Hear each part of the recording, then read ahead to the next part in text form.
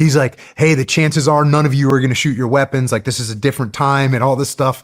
And I think I sent him an email or a Webby thing. And I said, hey, sir, we've been here for 48 hours. Every single guy in my task unit and some of the techs have engaged. And he was like, yeah, Roger. Great guy. Great guy. So what was the mission set? Was it very specific, or was it always something different? It ended up being pretty specific. And that is setting up sniper overwatch positions in support of the Army elements on the ground. That's kind of one. We did do direct action missions with our Iraqi counterparts. We did the overwatches with Iraqi counterparts, and we did, clearance operations, patrols to contact, reconnaissance missions, demo raids. We kind of got full spectrum frogman activities. Yeah. Wow. Yeah. It was the 228, who was the brigade that was on the ground when we got there. They had pretty much secured the outskirts of the city. And so there was just starting to initiate the idea of pushing into the city. And it seemed like, and as a matter of fact, before my guys arrived, we were getting word that one of the courses of action was a Fallujah type clearance of Ramadi. And so now I'm like, oh, it's completely on, right? It is completely on. But Maliki, who was the president, just been elected, he said, I don't want to do that type of assault on Fallujah because it'll cause a separation between the Sunnis and the Shias, and this will be a civil war.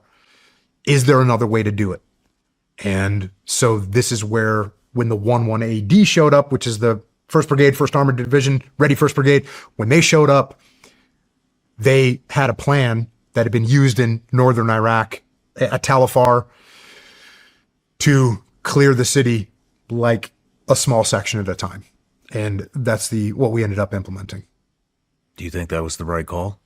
Yes, I do. Because it would have caused so much destruction in the city that it would have caused mass civilian casualties, displacement of people. It would have been very problematic had we done a Fallujah type clearance of Ramadi. So, and I think there actually would have probably been more casualties had we done it that way on the U.S. side.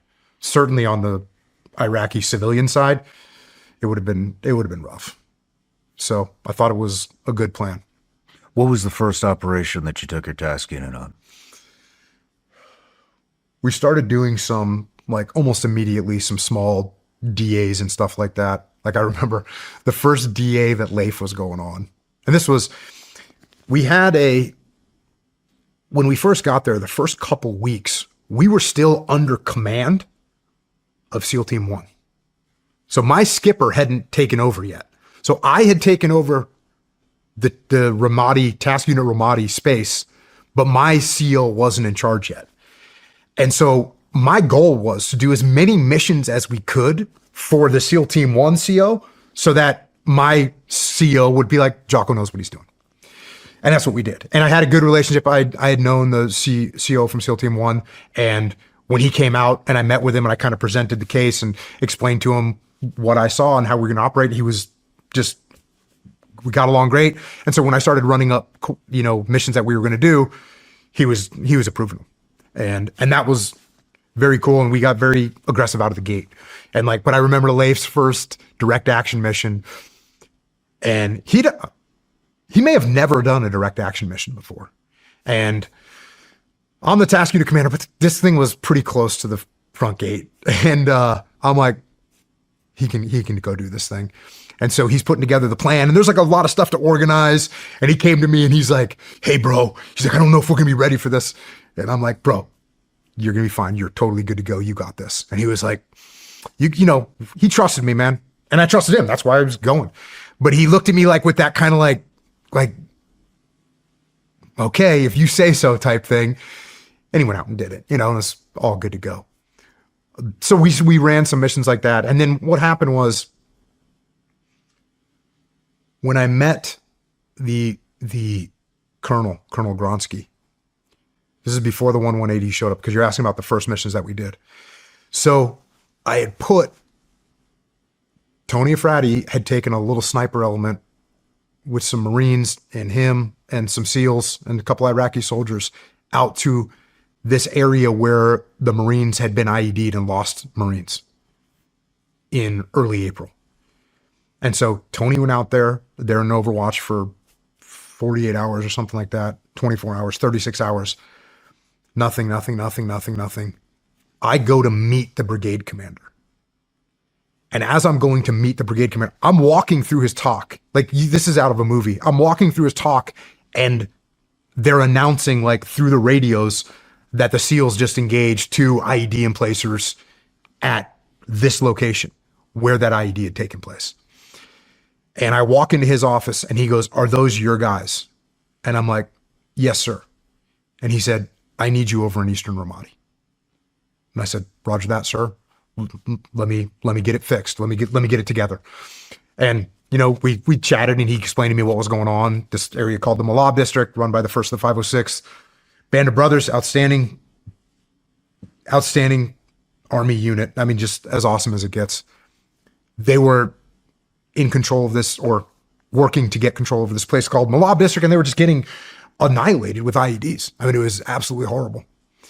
And so went back and I put together a crew and to go over to Eastern Ramadi and conduct a massive clearance with them.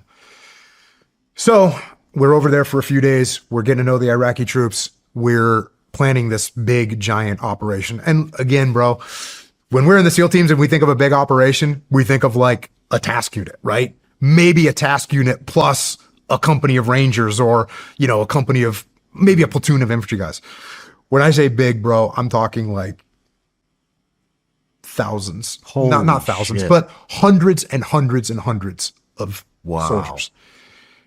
So we're planning this operation, and it's weird. So you know how we were talking about what is the head shed doing? Like, so in Ramadi, the leadership had figured or made a decision that they didn't want any battalion-sized operations conducted in Ramadi. But this clearance was going to take that whole battalion plus to get it done. And they run it up the chain of command. Hey, we want to do this battalion sweep of this area. And it comes back, hey, no battalion-sized operations. And so they said, okay. So we took and broke up this battalion-sized operation into like multiple smaller operations that were company plus sized operations. It's a little bit of a shell game is what I'm getting at. But it was the mandate that had come down, and the commanding officer of the battalion said, okay, that's the mandate we got to meet. Here's how we can maneuver around that and still accomplish the mission. So that's what we ended up doing. And this is the, you know, you're talking about the first major operation. So this is the first major operation that we're doing. We're planning to sweep a certain section of the city first thing in the morning. Then we're going to reset, do another section of the city, then do another section. And what do you mean by sweep? Clear. Are you talking about like Clear. route reconnaissance, sniper overwatch? I'm talking the Iraqi soldiers with the U.S. Army, but primarily the Iraqi soldiers in the lead, are going to enter every building in a area. It's a clearance operation. Okay. Meet with the people, see if they have weapons, talk to them about, get atmospherics, and then go to the next building and go to the next building and go to the next building. So as they do this, they know that they're going to get attacked.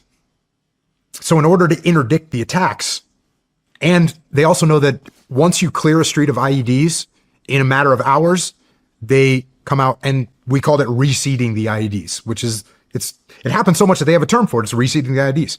So they know that if we clear a road and get rid of the IEDs, the enemy will come back in and put IEDs.